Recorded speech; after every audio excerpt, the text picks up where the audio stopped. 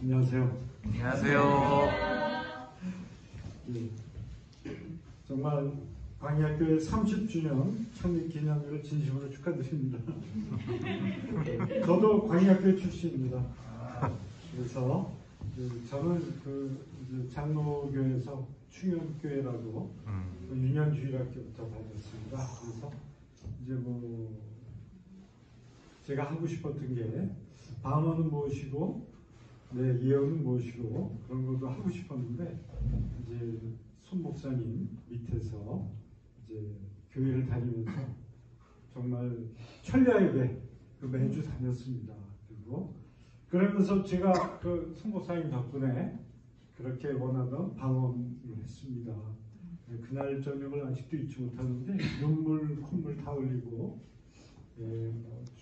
정말 울었어요. 목이 쉴 정도로. 덕분에 훈련도 받고 그래서 이렇게 정말 주님을 더 가까이 알고 그래서 목사가 되었습니다. 다 손 목사님 덕분입니다.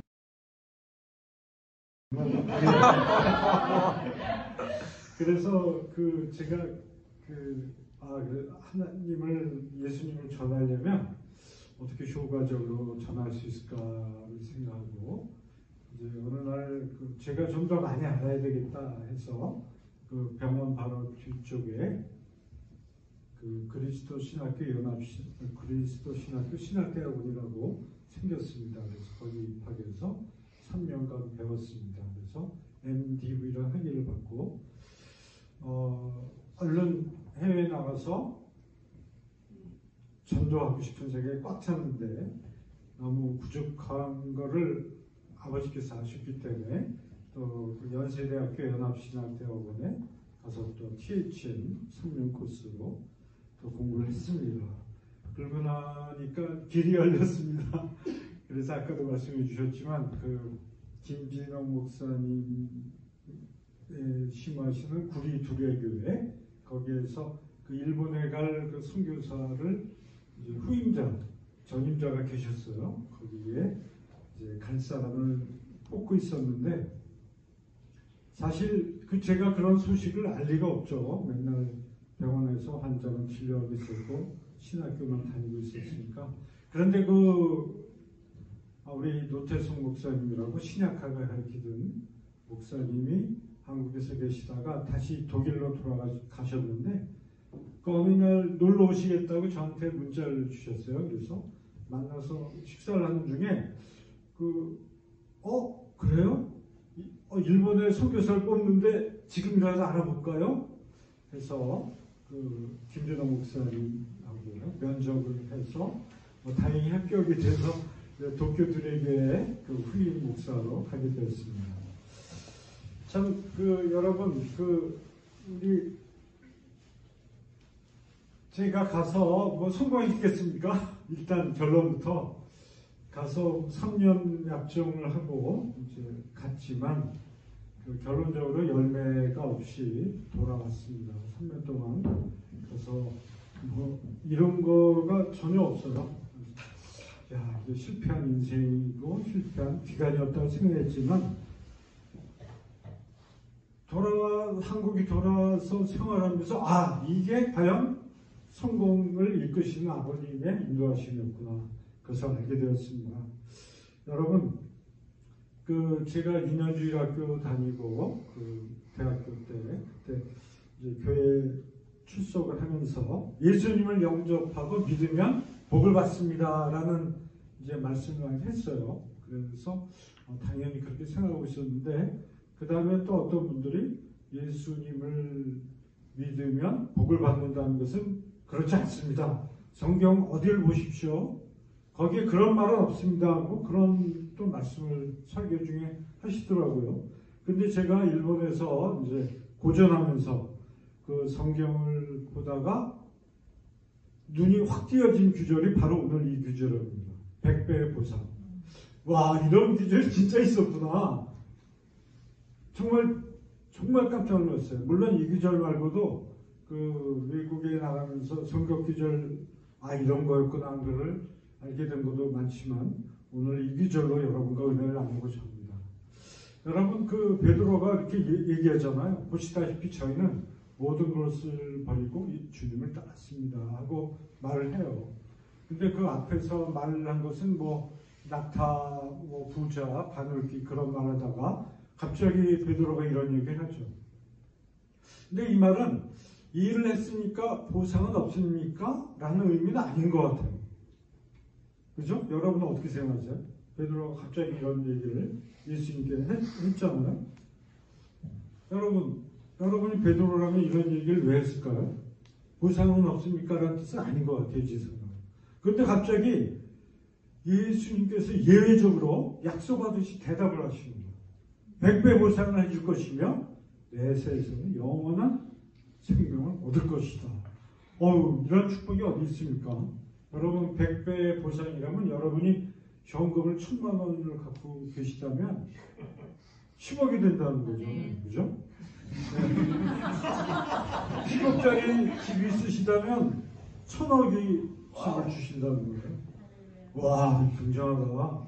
저는 눈알이 정말 동그라질 수밖에 없었어요.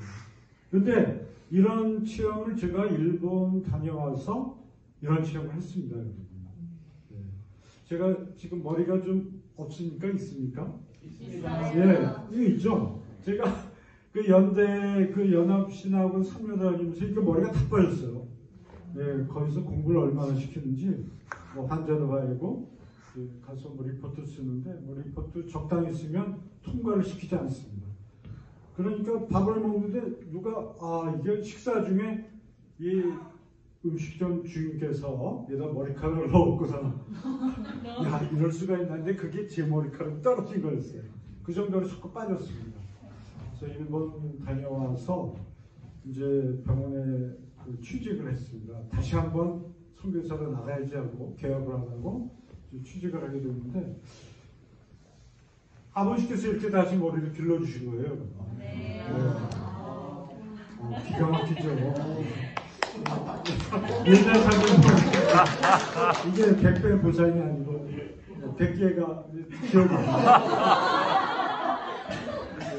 그때 그 리만 브라더스 사태가 있었어요. 근데 그 병원이 그 피부과 부산에 제가 근무했는데 굉장한 엄청나게 잘 되는 병원이었습니다. 의사가 그러니까 그 봉직이 저까지 해서 7명 있어요. 피부과 의사만.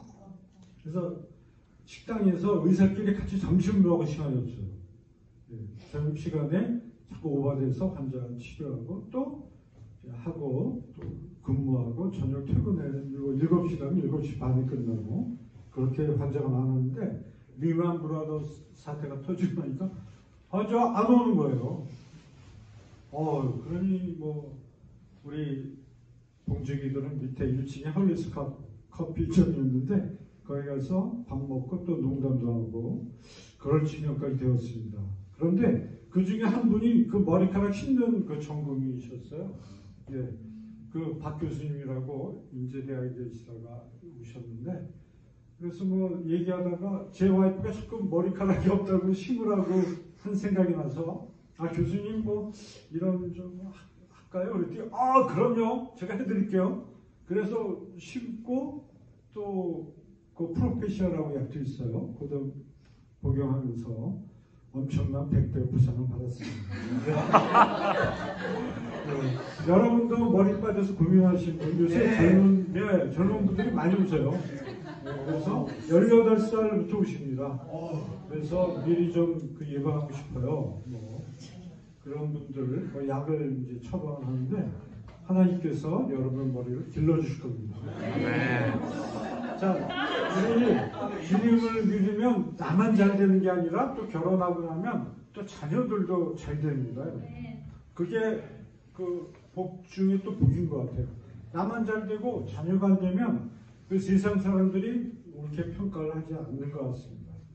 저는 아까 말씀드렸지만 그 1987년에 노피부과로 병원을 시작했어요. 근데 그 병행을 하면서 굉장히 병원이 잘 됐어요. 그 축복을 받고 그래서 우리 제가 중앙대에 나왔는데 우리 사회 동기들 중에서 병원이 잘 되는 그런 축에 속했습니다. 그리고 전국에서 피부과에서도 환자가 많은 병원으로 그렇게 알려져 있었는데, 자, 우리 제가 아까도 말씀드렸지만 장로교에 다녔다고 그랬잖아요. 거기에는 뭐 예언, 방언 뭐 그런 얘기도 하지 말라고 했었는데, 송 목사님 교회에 다니면서 전도의 열정이 예수님을 전해야 되겠다는 마음이 가득해졌습니다. 그래서 이제 2004년 3월에 이제 일본으로 가게 됐어요. 그래서 면접을 해서 가게 됐는데, 제 전임자랑 같이 일본에서 첫날 밤을 거기 도쿄들의 교회에 집사님 댁에서 자게 되었습니다. 그래서 선교지 첫날 밤에 무슨 꿈을 꾸었겠습니까, 여러분? 네, 저는 지금도 잊혀지지 않는데요. 집사님 댁이 이렇게 걸어 올라가면 4층 아파트였어요. 엘리베이터가 없었습니다. 그래서 집은 4층이셨는데 거기서 저녁 식사를 하고 저쪽 방에 침찬을 준비해 주셔서 이제 잠을 잤습니다. 근데 한참 자는데 꿈에서 하얀 옷을 입은 여자가 네, 웃음소리 있잖아요. 얼마나 무서웠겠습니까? 그래서 이렇게 쳐다봤더니 나를 탁 쳐다보는데 눈이 새빨개요. 얼굴도 참 무섭게 생겼죠. 깜짝 놀라서 근데 저한테 다가오고 있었어요.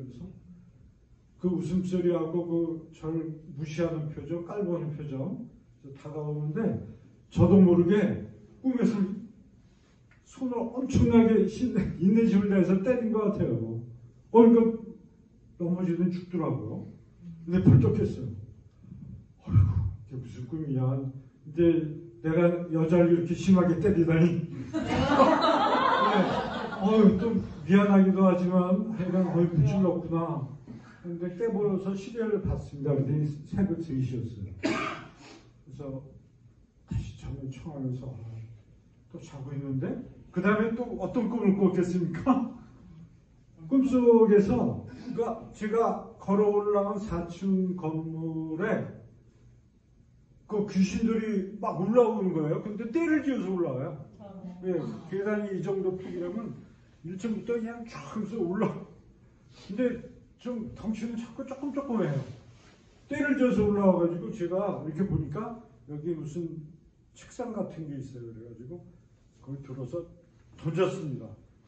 그러니까 다들 뭐 도미노 이렇게 하는 것처럼 쫙 미끄러지면서 막 다 죽더라고요. 그래서 벌떡했어요. 그래서 이거 또 무슨 꿈인가. 하여튼 선교지 첫날의 꿈이 그랬습니다, 여러분. 그러니까 제가 거기 가서 뭐 얼마나 편안한 생활을 했겠습니까. 하여튼 뭐 일본이라는 곳이 뭐 험난하다고는 하지만 내가 3년을 지나면서 해놓은 게 별로 없어요. 오히려 뭐 내가 참 실패한 3년이었구나 생각했지만 결론적으로 돌아와서 아버지께서 축복을 주시는 게 이게 바로 아까도 말씀드린 백배의 보상이었습니다. 여러분, 제 자녀 딸이 전 2개예요. 딸하고 이렇게 와이프랑 4 식구인데 갔다 와서 아버지께서 복을 주시는데요. 작은 딸은 연세대학을 나왔습니다. 근데 취직이 안 돼요. 졸업을 했는데. 그러니까 의학전문대학원이나 갈까봐 아빠처럼. 그래서 그러려면 그래라. 뭐 그랬는데 한 6개월 공부하고 붙었어요. 그래서 제가 그때 부산에 있을 때라 부산 의대에 응시해서 거기를 다니게 됐어. 졸업을 했습니다. 졸업을 하고 나서 인턴을 하잖아요. 인턴 1년을 카톨릭 의대에서 하고 그 다음에 레지던트를 하는데 피부과나 성형외과를 하고 싶대요. 그런데 실력이 안 되니까 고민하다가 어떻게 했어요? 가정의학과를 지망했습니다. 가정의학과 삼성병원에 지망했는데 넣으면 되는 거였어요. 근데 떨어졌습니다. 그래서 왜 떨어졌나 했더니 거기 정신과 선생님이 다시 한번 가정의학과부터 다시 한번 하고 싶다고 그래서 어플라이를 하셔서 그분이 1승이래요. 그러니까 떨어질 수밖에 없었죠. 그러니 얼마나 실망했겠습니까? 그런데 다 이것이 아버지께서 복을 주실 위한 그 시련이었던 것이었죠. 그래서 취직생을 하고 있는데 제가 중앙대 나왔다고 그랬죠. 중앙대 피부과에 그 레지던트가 2명인데 그 한 분이 너무 일이 과해서 관두셔서 중앙대 출신 들어갔고 그 다음에 9월 달에 또 한 분이 또 관두셨어요. 그러니까 우리 선배님이 하루는 저는 전화기를 꺼뒀는데 병건아 빨리 너희 딸 지금 뭐하니 빨리 어플라이 해라 그러시는 거예요. 그래서 무슨 말인가 했더니 자리가 비었다고 알려주신 것이었어요. 그래서 원서를 넣고 경쟁자가 5명이었는데 그 교수의 그러니까 요새 그 비리가 있으면 안 되잖아요. 모든 교수 또 레지던트를 모여서 이제 그 투표를 해서 누굴 뽑을까 하는데 여러분 어떻게 됐겠습니까? 거기 이제 우리 그 주임 교수가 있죠. 주임 교수가 제 후배가 그때 주임 교수였는데 여러분 이번 결혼을 누굴 뽑아야 된다고 생각하십니까? 그러니까 우리 바로 옆에 있는 그 나이 많으신 교수님한테 우리 의국 출신의 노 선생 딸이 되어야 되겠죠. 누구 다 100% 다 손들어서 레전드가 돼서 지금 전문의로 근무하고 있습니다. 여러분 저는 정말 깜짝 놀라고 제 딸도 엄청나게 놀랐겠죠. 자기가 원하던 게 피부과 성형외과였는데 살짝 돌아서는 것 같지만 정말 피부과 전문의가 돼서 지금 개업을 하고 있습니다. 역시 이것도 굉장한 복이구나. 또 제 큰딸이 있는데 큰딸이 이대를 나왔어요. 이대를 졸업하고 그 미국에서 공부하겠다고 이제 SAT란 공부를 했습니다. 여러분 아시겠죠? SAT 공부해가지고 그때 SAT 시험 칠 때 한국에서 무슨 이렇게 정보 전달이 너무 빠르다고 그 한국 시험을 폐지해버렸을 때가 있었어요. 그래가지고 한국에서 시험을 못 보니까 가까운 일본에서 시험을 보게 했습니다. 그래서 오사카 팩이라는 걸 만들어가지고 비행기표 식사 거기에 시험장까지 운송 그런 것까지 한 팩이 있었는데 제 딸은 그래 도쿄에 와서 시험을 봤죠. 다 오사카에서 시험을 보는데 근데 오사카는 시험 문제 어려웠대요. 그래서 공부 잘하던 사람들도 성적이 좋지 않게 나왔는데 제 딸은 제가 그때 도쿄에 있었으니까 와서 시험을 보고 좋은 성적을 얻어가지고 미국 시카고에 거기 이제 석사를 하러 가는데 생활비 기숙사 장학금 다 그런 걸 받는 조건으로 가게 되었습니다. 제가 그때 목사라 월급을 도쿄교회에서 300만 원을 받았어요. 근데 그 월급을 이제 주지 못하니까 아버지께서 축복을 해주신 것으로 생각이 됩니다. 자, 여러분, 참 그래서 저는 여러분에게 증거하고 싶은 게 바로 이것이구나. 제가 의사 생활을 했으면 돈은 좀 많이 만졌겠죠. 그렇지만 아버지께서 하라는 대로 오늘 베드로처럼 주여 모든 것을 버리고 주님을 따랐나이다 이렇게 얘기할 때 아버지께서 과연 여러분에게 어떻게 해주실 것인가 이런 것을 말씀드리고 싶습니다. 자, 여러분 저는 그때 광역교회 초기에 다니면서 참 우리 손정훈 목사님께서 이끌어 주시고 모든 것을 가르쳐 주시고 트레이닝을 시켜 주셨습니다. 여러분 이처럼 저에게 그러한 것을 보여주신 아버지께서 젊은 여러분에게 지금 열심히 내가 주님을 섬기는데 과연 나에게 어떻게 해주실 것이냐? 여러분 오늘 본문에 무슨 말씀이 있습니까?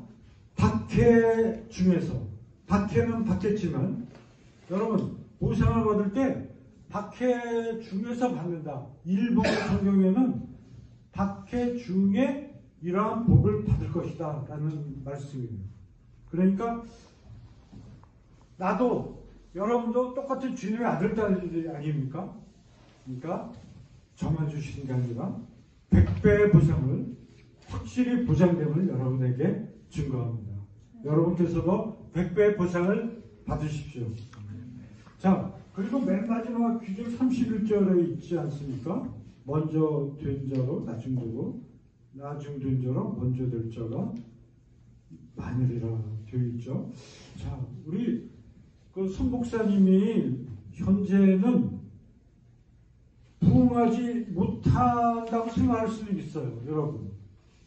왜냐하면 많은 대형교회가 있고 그곳에 더 굉장한 역사가 일어난다고 생각할 수도 있지 않겠습니까?